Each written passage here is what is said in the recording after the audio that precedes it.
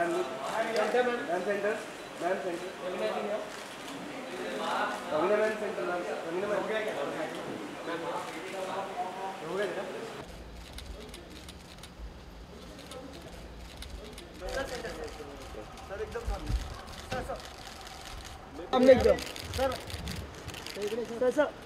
yeah, right side.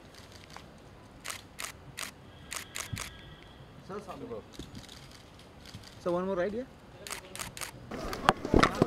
चलो तो सबसे पहले इधर नीचे सर थोड़ा सा आप लोग और क्लोज आ जाइए। तुम थोड़े दूर क्यों चले जाते हो? Roll roll roll roll. Okay तो सबसे पहले साइलेंस प्लीज नवीन फलाना लेगा ना रोल करो। सबसे पहले तो कांग्रेचुलेसन सबसे बड़ा कलाकार के लिए। तो आप लोगों से जानना चाहेंगे कि वो ऐसी कौन सी एज थी जब आप लोगों ने सोचा था कि आप लोगों को हिंदुस्तान का सबसे बड़ा कलाकार बनना है? Ladies first. मैंने तो कभी सोचा ही नहीं था। मैं तो सब जानते हैं मेरी हिस्ट्री। मैं तो इस इंडस्ट्री में I am here by default. तो मुझे पता नहीं कि मेरी जर्नी कैसे स्टार्ट हुई। तो मेरा कभी एम्बिशन नहीं था कि मैं स्टार बनूं। तो मैं इन बच्चों को देखती हूँ तो मैं चौंक जाती हूँ कि 4 साल की उम्र 5 साल की उम्र में इतनी अच्छी तरह परफॉर्म करते हैं। 5 साल की उम्र में तो शायद मुझे नाम भी लिखना नहीं आता था। जो ये 5-5 पेजेस के डायलॉग सीख जाते हैं, डांसिंग भी कर लेते हैं, इमोशंस भी कर लेते हैं। I think they are fantastic. Arshad ji बोलो क्या? मुझे रियलाइज़ हुआ था 29 ईयर्स का था मैं तो नहीं मेरी कहानी तकरीबन रवीना जैसी है। मैं कुछ कॉन्सेप्ट था नहीं फिल्म का। आई थिंक वो इत्तेफाक से आ गए फिल्म इंडस्ट्री में। तो वो रियलाइजेशन नहीं था यार वो के एक्टर बनना है। मैंने कभी सोचा नहीं था उसके बारे में। बट मेरा हमेशा मानना एक तरीके से ये है कि जो कुछ लोग एक्टर बन जाते हैं ना कहीं पे यस टैलेंट भी एक चीज़ होती है। Then I would say there is a thing called gift. ये जो बच्चे हैं ना ये टैलेंटेड नहीं, ये गिफ्टेड है। क्योंकि 4 साल और 5 साल की उम्र में ये करना ये ऊपर वाले की मेहरबानी है। आई मीन टैलेंट से आप 4 साल के बच्चे को ये नहीं सिखा सकते। या तो उनमें वो गिफ्ट है ये सीखने का या तो ये गिफ्ट नहीं है सीखने का। तो आई थिंक ये बच्चे जो है ना ये ऊपर वाले ने बड़े प्यार से इनको बनाया है। ओके कितना मुश्किल होता है इन बच्चों को जज करना? मेरे ख्याल से वो जज करना तो मुश्किल होता ही है, इनको ना कहना बहुत मुश्किल होता है। और थैंक्स टू रवीना हम लोग जब फंस जाते हैं तो फिर हम लोग रवीना को पकड़ लेते हैं प्लीज़ टू हेल्प कर यार। बट बहुत मुश्किल है यार, बहुत मुश्किल है। बिकॉज सभी अपने अपने तरीके से अपने अपने हिसाब से बहुत talented. As I said they are gifted. आप बताइए आप तो मतलब बहुत टाइम में कुछ ज़्यादा धमाल कर गए आप। मैं एक्टर बनना चाहता था। मुझे लगता है मैं मेरी माँ के पेट में था तब से ही एक्टर बनना चाहता था। तब से ही मैं पिक्चर देखना शुरू कर दिया था। मुझे ऐसा लगता है सचमुच। लेकिन मैं थोड़ा जन्म होने के बाद मैं थोड़ा स्लो था, इसलिए स्लो होते 44 की उम्र में एक्टर बना। So it took me a lot of time. But desire तो हमेशा था। अगर एक्टिंग नहीं तो फिल्म लाइन में कुछ ना कुछ करना मतलब एक शौक था, एक डिज़ायर था, एक बहुत ही एम्बिशन था। लेकिन I got into many other things. फिर देर आए दुरुस्त आए, लेकिन एक्टर तो बने। रवीना जी का क्रेज था आपके? रवीना जी का क्रेज जी जब आप उनको मतलब फिल्मों में देखते थे, उनकी बड़े मियाँ छोटे मियाँ फिल्में इस तरह की फिल्में देखते थे। अभी मैं हाँ बोलूंगा तो भी प्रॉब्लम में आ जाऊंगा। मैं ना बोलूंगा तो रवीना बोलिए क्यों नहीं, और हाँ बोलूंगा अच्छा। जो आपके दिल में है, रवीना जी का भी कहना जो आपके दिल में। किसका क्रेज नहीं था? आपका क्रेज नहीं था तो फिर मैं क्यों अलग? नहीं ऐसे पूछा as an actor. No we all loved Raveena जब भी स्क्रीन पे आती थी। एंड इट वाज तब तक मुझे लगता है मेरी शादी हो गई थी तो I was very deeply in love. So you know so may be क्यों ऐसे सवाल पूछते हैं? ओके रवीना जी आप लोगों से जानना चाहेंगे कि बच्चों के साथ में आप लोगों ने कितना फ़न किया? जो भी हमने AV या CD में हमने देखा बहुत ही फ़न किया। हमने देखा कि आप सिक्योरिटी को बुला रहे हैं, आप लोग फ़न कर रहे हैं, कितना एंजॉय था? देखिए जैसे मैं समझती हूँ कि बच्चों का शो करना बहुत ही आसान होता है मेरे हिसाब से, क्योंकि बच्चे बहुत ही अनकॉम्प्लिकेटेड होते हैं, बहुत ही सुलझे हुए होते हैं। लिटरली जैसे कहते हैं ना बच्चे होते हैं मन के सच्चे, उनके जो दिल में है वो मुंह में है, और इतने मासूमियत से बोल जाते हैं कि हम सब हंस हंस के लोटपोट हो रहे थे। आप लोग ने तो देखा ही। एंड यू नो तो उनके लिए लाइफ बहुत सिंपल है, या तो ब्लैक है या तो वाइट है, कोई बीच में हिडन एजेंडा नहीं है। तो it's been a great journey and it's been wonderful filming you know this show with them, और बहुत ही मज़ा आ रहा है। हम सब तो आपने देखा ही है कितना एंजॉय कर रहे हैं। तो उनकी वही मासूमियत और वही इनोसेंस जो है वो छू जाती है दिल को। So it's been wonderful.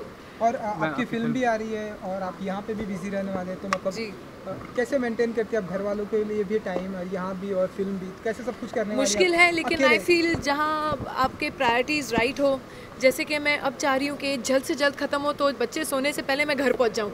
मेरी यही आपसे विनती है कि थोड़े शॉर्ट एंड स्वीट पूछिए तो मैं भागूँ घर। हम पूछना चाहेंगे बबन से कि first time television reality show जज करते हैं, तो कुछ रवीना और अर्षद जी से कुछ टिप्स मिले आपको? आई थिंक कि मैं उनको ऑब्जर्व कर रहा हूँ और बरसों से मैं देख रहा हूँ television shows. I think they are such wonderful जजेस और I have been observing how they tackle it and I think it's a great अच्छा लर्निंग है उनसे। लेकिन एक्चुअली मैंने आज के एपिसोड में मैंने कुछ कहा जो शायद बहुत इम्पोर्टेंट है। हम ये जॉब है हमारा, हम नौकरी पे आ रहे हैं और नौकरी पे आके हमें आराम से एक बड़ी इजी चेयर पे बैठना है और ये बच्चों को देखना है हमें एंटरटेन करते हुए। I think it is one of the best jobs in the world. It is one of the best jobs. मतलब घर पे बैठ के टीवी देखने के बजाय यहाँ पे बैठ के लाइव टीवी देखना मिल रहा है और एक से एक परफॉर्मेंस दिल छू लेते हैं, हंसाते हैं, उनकी इनोसेंस देख के इतना कुछ अच्छा लगता है, can not explain to you. तो हम अपने आप को बहुत खुशनसीब समझते हैं कि ये ऐसा भी जॉब होता है। आप मेरे से पूछेंगे तो I think Boman ji is a natural, वो दादा बन चुके हैं तो आप लोग को कॉन्ग्रेचुलेट करना चाहिए उनको।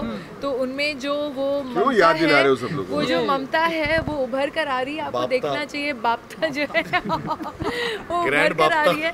सो ही इज़ अ नेचुरल। ये बच्चों के साथ इतने ईजी हैं, कंफर्टेबल हैं और इतने प्यार मोहब्बत से उनसे बात करते हैं।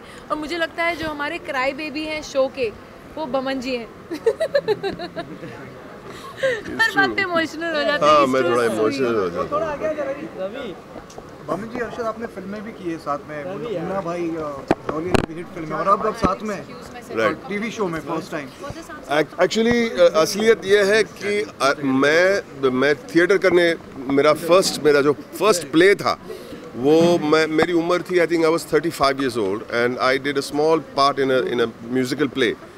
और वो प्ले के कोरियोग्राफर कौन थे पता है? अरशद वारसी। और अरशद वारसी मैं पीछे ऐसे प्रेस कॉन्फ्रेंस चल रहा था, अरशद वारसी प्रेस कॉन्फ्रेंस में ऐसे बातें कर रहे थे वो प्ले के लिए, और मैं पीछे कैमरास के पीछे ऐसे ऐसे देख रहा हूँ कि अरे वाह कितने कैमरास आए, ये अरशद वारसी आए। He was a very well known choreographer तेरे मेरे सपने के पहले। और he was talking, you know, very cool, and he was sitting in shorts पहने थे, you know, and I really think, you know, and मेरा जिक्र किया। I said, you know, एक एक्टर है Boman Irani, you should watch out। मेरी बात कर रहा है, क्या बात है? I was so touched that he remembered me। मेरा बहुत छोटा सा रोल था उसमें, मतलब 3 मिनट का सीन था उस प्ले में। Since then we became friends। एक एक्सीडेंट भी हुआ था अरशद के साथ, उसने मुझे एक कार दिया था, मुझे जिंदगी भर वो त्रिशूल फेंका था, वो इसको असिस्टेंट पकड़ने वाला था, त्रिशूल असिस्टेंट वो कोई इश्क फरमा रहा था किसी और डांसर के साथ, और टॉइंग करके यहाँ पे लगा, खून की नदियाँ शुरू हो गई। वहाँ से फिर हम दोस्ती हो गई, और फिर तेरे मेरे सपने का जो उनको जब रोल मिला था वो मेरे पास आए, रूम बंद कर दिया और नीचे बैठे मेरा हाथ पकड़ा और कहा कि Boman, I am getting a role, Jaya ji has given me a role in Tere Mere Sapne. I said वाह very good Arshad, I am so happy and all. I didn't know कि आपको एक्टिंग करनी थी सिंह, लेकिन मैंने आपका भी नाम लिया है वहाँ पे, आइए ना, मिलिए ना। तो नहीं मुझे एक्टिंग नहीं कभी। बमन ना इतने नेचुरल थे, इनको स्टेज पे मैं देखता था, 3 माइंड ब्लोइंग एक परफॉर्मेंस, एक 3 मिनट के अंदर पूरे जो ऑडियंस थे वो उनके कब्जे में थे, और फिर वो ऑनकोर चालू हो जाता था, वंस मोर। मैंने कहा ये कमाल है आदमी यार। तो क्या मुझे लगता था कि जब आपके अंदर इतना टैलेंट हो ना तो वो दुनिया को देखना चाहिए, क्यों एक छोटे से लोगों को मज़ा आए, पूरी दुनिया को मज़ा आए। तो मैं हमेशा चाहता था कि बमन फिल्म करे, और इतने प्यार से उन्होंने मुझे फोर्स किया। बोला नहीं, मैं अभी डरा हुआ, पहला प्ले किया, एक स्पीकिंग लाइन भी नहीं है। फिर देखो तकदीर देखिए, फिर मुझे मेरी पहली फिल्म मिली 9 साल के बाद, मुन्ना भाई MBBS, और अरशद नहीं थे उस फिल्म में, कोई और था। 2 हफ्ते पहले शूटिंग होने वाली थी और नाम आया अरशद, फैंटास्टिक। और तकदीर देखिए कि पहला प्ले मैंने उनके साथ किया था, पहली फिल्म भी मैंने उनके साथ की, और पहला मैंने इनके साथ किया। कमाल हो गया है ना। और इस बात पे रवीना जी गायब हो गई। अर्षद जी, जब इतने अच्छे लाइव कमेंट आपको मिलते हैं तब क्या फील करते हैं आप? मुझे डेड और अलाइव दोनों कमेंट अच्छे लगते हैं। देखिए ब्यूटीफुल वर्ड्स आपके लिए इन्होंने यूज किए। अरे देखो ये है ना, ये प्यार है बमन का ऑब्वियसली, एंड एक दोस्ती है, प्यार है, एंड बहुत अच्छा लगता है यार जब कोई किसी की तारीफ करता है और इज्जत अफजाई करता है, बहुत अच्छा लगता है, ऑफ कोर्स अच्छा लगता है। चलिए जाते जाते अपने चाहने वालों के लिए करना तो पड़ेगा, वरना हम तो हमेशा अब घर जा रहे हैं यार, बीवी बच्चे मारेंगे नहीं तो व्यूअर्स को क्या कुछ कहना चाहेंगे सबसे बड़े कलाकार के जरिए? मैंने एक प्रोमो दिखाया था, फ़ोन पे आया था ट्वीट करने के लिए, मेरी बीवी को मैंने दिखाया और मेरी बीवी देख के एक्चुअली रोने लग गई। मतलब क्यों, क्या हुआ? कि मतलब it was not a comedy, मतलब इतना तो कुछ सैड नहीं था। तो मैं बच्चों को देख के मुझे कुछ अच्छा सा लगा और उसकी आंखों में आंसू आए। मैं बोला आई एम सो हैप्पी। उन्होंने कहा कि Boman I am very happy कि आप ये शो कर रहे हैं बच्चों के साथ, मुझे बहुत खुशी हो रही है। She is happy, I am very happy, I am very proud कि मैं बच्चों को देख के I can not tell you, कभी कभी इतने गूज़बम्स आ जाते हैं, आंखों में आंसू आ जाते हैं। कॉमेडी में भी कभी आंखों में आंसू आते हैं कि यार बच्चे मतलब भगवान दिखाई देते हैं बच्चों में, और ये हकीकत है। And I am very lucky कि मैं मौजूद हूँ सामने में, उन लोग पेश कर रहे हैं और मैं मौजूद हूँ अपने दोस्तों के साथ कर रहा हूँ। अर्षद जी, मुझे ना आई मीन हम सबको मुझे अच्छे एक्टर पसंद है, और सम वे मुझे कहीं पे लगता है, जैसे मैंने पहले भी मेंशन किया कि सदियों पहले एक डेजी ईरानी थी, was a brilliant child actor, और फिर उसके बाद मुझे जुगल हंसराज मासूम में बहुत अच्छा लगा। There was something sweet and natural about him. Then I thought Darshil Safari was very good in Tare master Raju परिचय, master Raju, you know what I mean? तो ये बहुत गिने चुने बच्चे हैं। आज की तारीख में जब इस तरह का एक प्लेटफॉर्म मिलता है जहाँ पे एक सबसे बड़ा कलाकार एक शो आता है जहाँ पे आप आके परफॉर्म कर सकते हो और आपको गुरु भी मिलता है जो आपको सिखाएगा भी क्या है।